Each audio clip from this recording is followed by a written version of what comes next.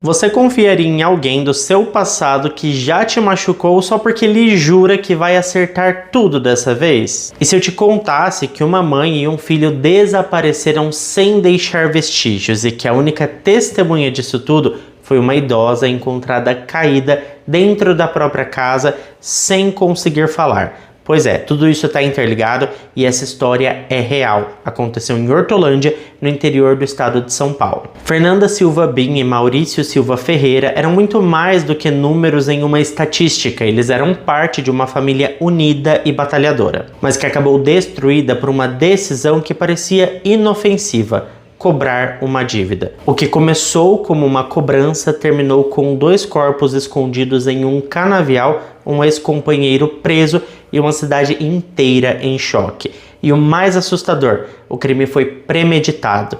Você quer entender essa história? Então fica comigo até o final desse vídeo, porque vocês vão entender todos os detalhes. E já se inscreve no canal para não perder novos vídeos.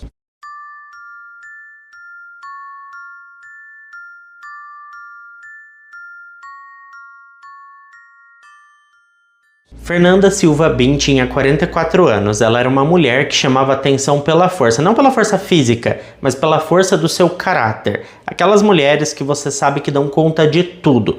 Sozinha, ela cuidava da sua mãe, que já era uma senhora, a dona Delma, e do seu filho, o Maurício.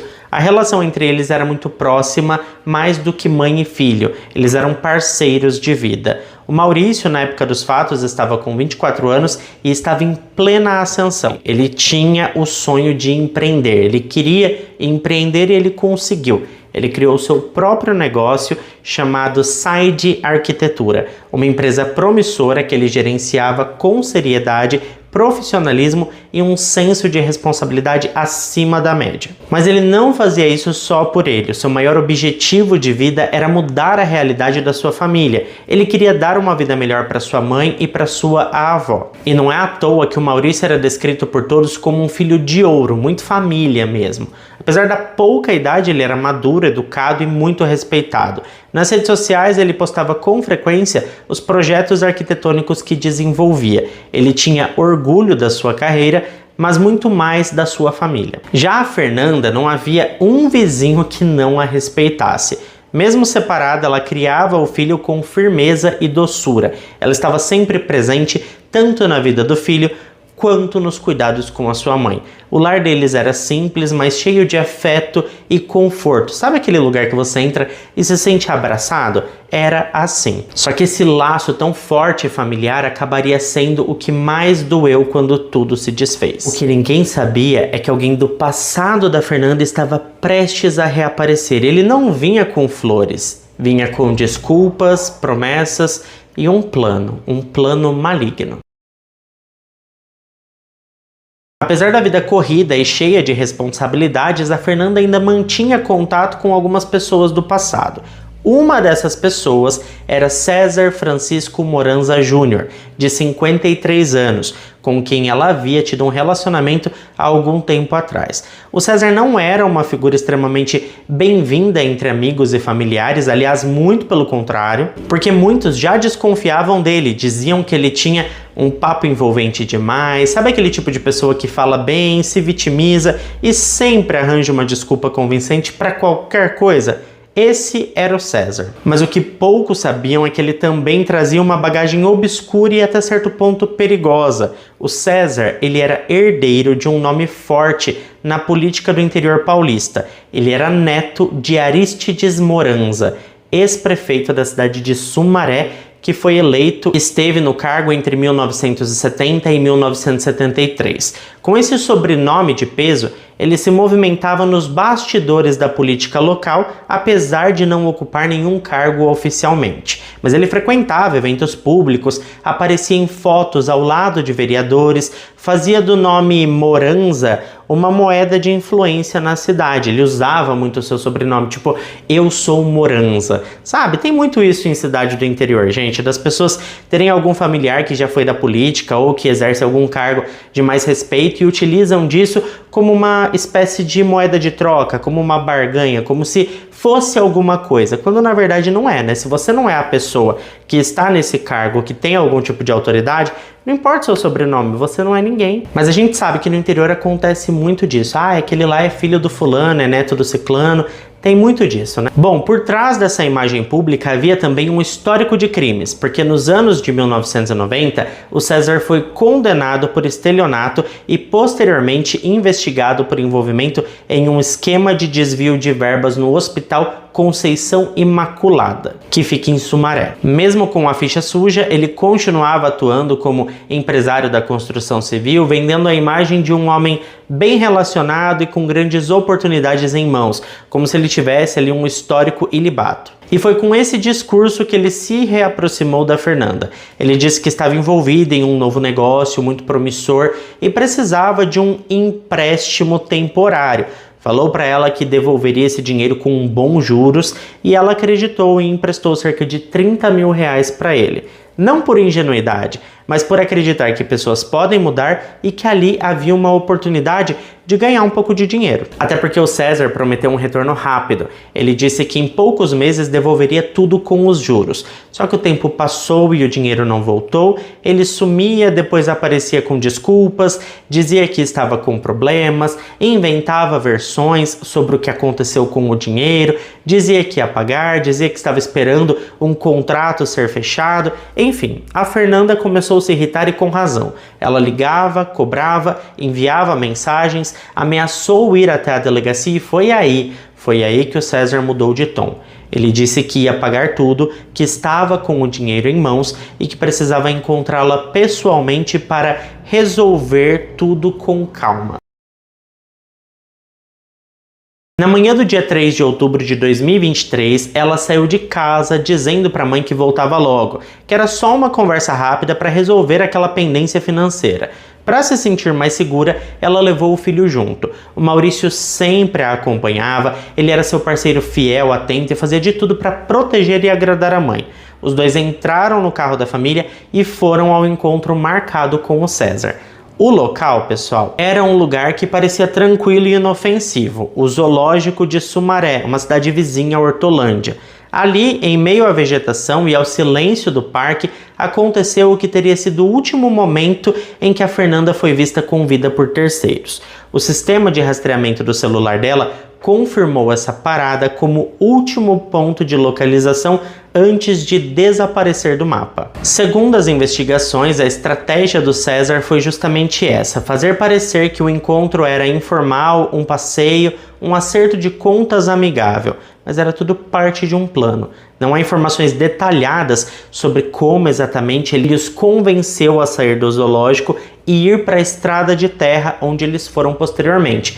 No entanto, considerando que a Fernanda estava cobrando a dívida, é possível que o César tenha insistido em levá-los a outro lugar para supostamente efetuar o pagamento, dando alguma desculpa qualquer sobre o dinheiro estar em outro lugar. Após saírem dali, ele dirigiu com os dois em direção a uma estrada rural, já na área de Santa Bárbara do Oeste. Era um local afastado no meio de uma plantação de cana-de-açúcar, sem movimentação e sem câmeras por perto. E foi ali, no meio daquele canavial, que o pior aconteceu. Com a ajuda do seu primo, Aristides Moranza Neto, o César deu início à emboscada final. Eles estavam armados com uma pistola calibre 38 e primeiro ele atacou a Fernanda, atingindo o rosto dela com um disparo. O Maurício tentou fugir, mas acabou sendo alvejado pelas costas.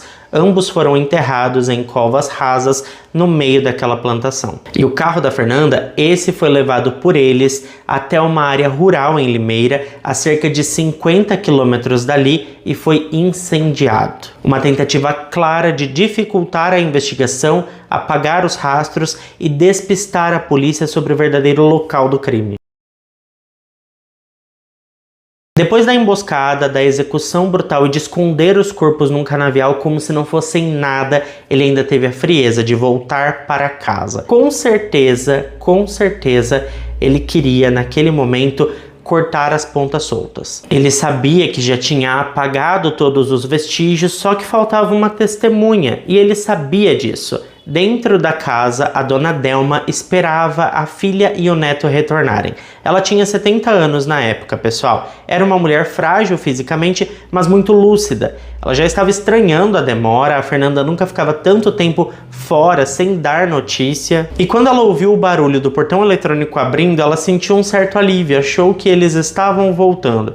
Mas quem entrou pela sala foi ele, o César. Ele usou o controle remoto que estava no painel do carro da Fernanda, abriu o portão da garagem, entrou como se ainda fosse bem-vindo naquele lugar e quando apareceu na sala, a expressão de surpresa da dona Delma virou pavor. Sem dizer uma palavra, ele avançou, empurrou a senhora no chão com violência, bateu, chutou, usou as mãos e os pés como se fossem armas, utilizou toda a sua força para acabar com tudo. Tudo foi muito rápido, muito covarde. Ela tentou reagir, tentou gritar, mas a agressão foi tão forte que ela perdeu a consciência ali mesmo. Ele achou que ela tinha morrido, que ele tinha finalizado o serviço, então ele saiu, trancou o portão e foi embora. Mas ela sobreviveu. E foi justamente a sobrevivência da dona Delma que mudou o rumo de toda a história. Naquela noite, a casa de número 422 no Jardim Amanda, em Hortolândia, ficou completamente em silêncio. Para quem conhecia a rotina daquela família, isso era muito estranho. A Fernanda sempre acendia as luzes cedo, o Maurício era ligado, não passava um dia sem mexer no celular, sem escutar uma música. A dona Delma tinha horário certo para tudo, mas ali nada, nem luz, nem som, nenhum sinal de vida naquele imóvel. No dia seguinte, os vizinhos começaram a ficar preocupados e foi aí que eles resolveram entrar no imóvel. A porta da casa estava entreaberta. Eles chamaram por ela, mas ninguém respondeu. E quando entraram, eles encontraram a dona Delma caída no chão da sala, completamente desacordada, o rosto bem inchado, marcas de agressão, manchas ali de líquido vermelho no piso. A cena era desesperadora. Ela foi levada imediatamente para o Hospital Mário Covas, em Hortolândia. Ela estava viva, mas em estado muito grave. A dona Delma precisou passar por uma cirurgia e ficou em observação por dias. E mesmo muito abalada, em choque, ela tentava repetir algo. Ela basicamente murmurava. Eles levaram eles fizeram isso. Essas palavras foram a primeira pista de que o desaparecimento da filha e do neto não era só um caso de sumiço. Tinha algo a mais, algo muito mais sombrio. E enquanto os dias passavam, o celular do Maurício ainda dava sinal. E foi isso que deu o próximo passo para a polícia. Enquanto a dona Delma lutava pela vida no hospital, a polícia começava a montar o quebra-cabeça. A agressão brutal contra a idosa já tinha transformado o caso em prioridade, mas havia outro detalhe que chamou a atenção dos investigadores. O celular da Fernanda estava completamente inativo, como se tivesse sido desligado de propósito. Já o do Maurício ainda dava sinal. Por volta das 2 horas da madrugada do dia 4 de outubro, o sistema de inteligência da Polícia Militar conseguiu identificar que o aparelho havia se conectado brevemente a uma antena próxima à região rural de Santa Bárbara do Oeste. Esse detalhe foi crucial. A partir daí, a Polícia Militar começou a cruzar dados de localização, depoimentos de vizinhos e imagens de câmera de segurança próximas à casa. O carro da Fernanda aparecia passando em algumas vias, mas nunca mais tinha retornado. Enquanto isso, os familiares e amigos já estavam desesperados. Fotos dos dois começaram a circular pelas redes sociais, grupos de WhatsApp, perfis de desaparecidos, correntes de oração foram criadas e a comoção tomou conta da cidade, mas ainda assim ninguém fazia ideia de onde eles estavam. Até que no dia 6 de outubro uma denúncia anônima chegou à delegacia. A pessoa não se identificou, só passou a seguinte informação: os corpos estão em uma plantação de cana em Santa Bárbara do Oeste. Foram enterrados. Vocês não vão achar fácil, mas procurem porque está lá. Equipes da Polícia Civil e Militar foram até o local com o apoio de cães farejadores e uma equipe de peritos. A região era de difícil acesso, o calor era intenso e a vegetação alta, mas o cheiro guiou os policiais e os cachorros. que ali, a poucos centímetros do chão, a terra estava mexida e logo eles encontraram o corpo da Fernanda. Ela havia sido enterrada em uma cova rasa com marcas evidentes de violência. O disparo no rosto deixava claro que aquilo se tratava de uma execução. Aquela cena emocionou até os profissionais mais experientes e naquele momento ninguém mais acreditava que o Maurício estivesse vivo. Mas o corpo dele ainda não tinha sido encontrado e o que a polícia descobriu dias depois foi ainda mais cruel. Foram mais 4 dias de busca. No dia 10 de outubro, o corpo do Maurício foi encontrado. Estava enterrado a poucos metros de distância do da sua mãe, no mesmo canavial, mas em uma área um pouco mais isolada. Ele também tinha perdido a vida por conta de um disparo. Segundo os peritos, a posição do corpo indicava que ele tentou fugir. Com os 2 corpos localizados e os celulares apreendidos, a polícia já tinha certeza de quem eram os principais suspeitos. Todos os caminhos levavam ao nome que a Fernanda vinha repetindo dias antes: César Moranza. Ele foi localizado no mesmo dia e levado para prestar depoimento. Na delegacia, tentou manter a calma, disse que não sabia de nada, que tinha visto a Fernanda poucos dias antes, mas que o encontro tinha sido rápido. Só que as mensagens trocadas entre ele e a vítima diziam o contrário, e quando foi confrontado com o rastreamento do celular, as imagens do carro, ele caiu em contradição. Pressionado, ele confessou, disse que não aguentava mais a cobrança, que ela o pressionava dia e noite, que o ameaçava, que ele perdeu o controle. Mas o mais revoltante é que ele também tentou justificar a morte do Maurício com uma frase muito cruel. Ele estava no lugar errado e na hora errada.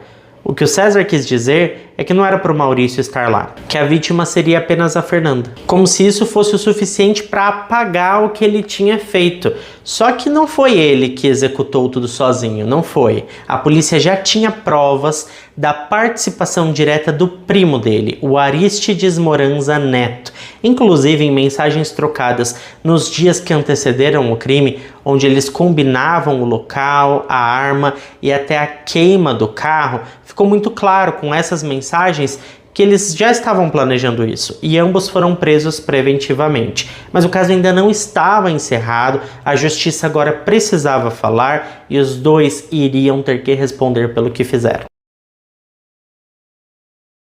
Com o César e o Aristides preso, o inquérito policial avançou rápido. Os investigadores reuniram uma série de provas que solidificaram a acusação de homicídio duplamente qualificado e tentativa de homicídio contra a Dona Delma. As principais evidências que pesaram contra os 2 foram mensagens trocadas por celular que foram recuperadas com a autorização judicial, nas quais os primos basicamente combinavam detalhes do encontro, do horário, do que seria feito, e eles basicamente discutiam o problema que precisavam resolver de vez. Essas mensagens estavam meio que em código, mas dava para entender muito bem qual era o sentido daquilo tudo. O objeto que foi utilizado, aquela calibre 38 localizada em posse do Aristides durante uma diligência com vestígios balísticos compatíveis com os ferimentos encontrados nas vítimas, também era uma prova cabal, além de imagens de câmeras de segurança que mostravam o carro passando em horários compatíveis com o sumiço da Fernanda e do Maurício, além da rota que o carro percorreu até Limeira, onde foi posteriormente encontrado incendiado. O rastreamento do celular do Maurício, que comprovou que ele esteve no zoológico de Sumaré e depois na plantação de cana em Santa Bárbara do Oeste, também contava essa história e demonstrava a veracidade dos fatos. Além dos testemunhos dos vizinhos e de familiares, e a sobrevivente, é claro, a Dona Delma, que após se recuperar parcialmente das agressões, confirmou que a pessoa que entrou na casa e a atacou possivelmente era o César. Além da materialidade do crime, a investigação também apontou premeditação clara. Foram dias de planejamento, troca de informações e definição de logística. Não se tratava de um momento de fúria, foi algo muito planejado. A defesa dizia que tudo aconteceu num momento de fúria, mas isso não colava. Com base em tudo que eles estavam vendo ali, aquela situação era premeditada e com isso o Ministério Público denunciou os 2 por homicídio qualificado por motivo torpe, contra a Fernanda, homicídio qualificado por impossibilidade de defesa da vítima contra o Maurício, ocultação de cadáver 2 vezes por conta do Maurício e da Fernanda e tentativa de homicídio que aconteceu contra a dona Delma, além de associação criminosa. As provas técnicas, como laudos de necropsia e perícia balística, corroboraram a tese de execução.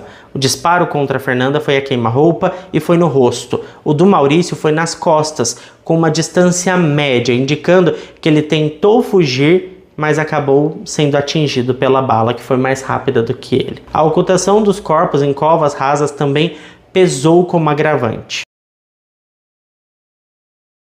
Atualmente, César Francisco Moranza Júnior e Aristides Moranza Neto estão presos preventivamente na penitenciária de Sumaré, aguardando o julgamento. A audiência de instrução aconteceu no segundo semestre de 2024 e a prisão preventiva foi mantida. Espera-se que o julgamento do caso ocorra ainda em 2025. O processo tramita sob número reservado, mas fontes ligadas à promotoria confirmaram que o Ministério Público vai pedir a pena máxima para o César, que no caso pode ultrapassar os 60 anos de prisão, somando todos os crimes. E no caso do Aristides, vai ficar algo entre 40 e 50 anos, considerando o papel de coautor no crime. Há ainda uma linha secundária de investigação sobre a possível participação indireta de uma terceira pessoa que teria auxiliado na queima do veículo da Fernanda. Essa parte do inquérito ainda não foi concluída, ou pelo menos ainda não foi liberada ao público. Com a fase de instrução do processo já em andamento e os réus pronunciados para ir a júri popular, a grande pergunta agora é: quanto tempo de prisão o César e o Aristides realmente podem pegar? Bom, gente, ainda não existe uma sentença formal, isso só acontece após o julgamento, que será feito por um tribunal do júri. Mas, com base no que já se sabe do caso e nas informações repassadas por fontes próximas à promotoria, o Ministério Público pretende solicitar a pena máxima permitida pela legislação. No caso do César, o cálculo da pena pode ultrapassar os 60 anos de reclusão, considerando os crimes que ele responde: duplo homicídio qualificado, tentativa de homicídio, ocultação de cadáver e furto. Já para o Aristides, que teria participado ativamente do transporte e da ocultação dos corpos e possivelmente do segundo disparo, a pena estimada pode ficar entre 40 a 50 anos, a depender do que for comprovado sobre o envolvimento direto dele na execução em júri. Esse cálculo inicial que o Ministério Público sugere é chamado de projeção da dosimetria de pena e é dividido em 3 fases. Pena base, definida com base no que a lei prevê para cada crime. Circunstâncias judiciais como a frieza, a covardia, a premeditação, que podem aumentar ou reduzir a pena. E causas legais de aumento ou de diminuição, como concurso de pessoas, continuidade delitiva ou o fato de serem primários ou reincidentes. Aqui vale uma explicação rápida, porque vocês sempre têm dúvidas sobre isso. E para quem não é do meio jurídico, é complicado mesmo entender. A pena que aparece nos noticiários, fulano foi condenado a 50 anos, não significa que ele vai passar 50 anos preso direto no regime fechado, porque aqui no Brasil a maior parte dos crimes tem a possibilidade de progressão de regime. Por exemplo, nos chamados crimes hediondos, que inclui o homicídio qualificado, do qual César é acusado, a lei exige que o réu cumpra no mínimo 40% da pena em regime fechado. Isso se for primário, mas no caso do César, que já tem antecedentes por condenação criminal anterior, esse percentual sobe. Ele só poderá pedir progressão de regime após cumprir pelo menos 60% da pena em regime fechado. Ou seja, se ele for mesmo condenado a 60 anos, ele terá que cumprir no mínimo 36 anos de prisão no regime fechado antes de ter qualquer chance de ir para o semiaberto. E mesmo assim, o pedido só é analisado se ele tiver um bom comportamento, não cometer faltas disciplinares e for considerado apto à reintegração social pelo juiz da execução. É como se fosse aquele esquema de liberdade condicional que a gente conhece nos casos do exterior, como nos Estados Unidos, por exemplo, só que aqui no Brasil é a progressão de pena. Bom, depois disso, dele poder ir para o regime semiaberto, em que ele trabalha fora da prisão durante o dia e retorna à noite, ele vai ter que passar mais um tempo nesse regime até progredir para o regime aberto, com medidas alternativas dependendo do restante da pena.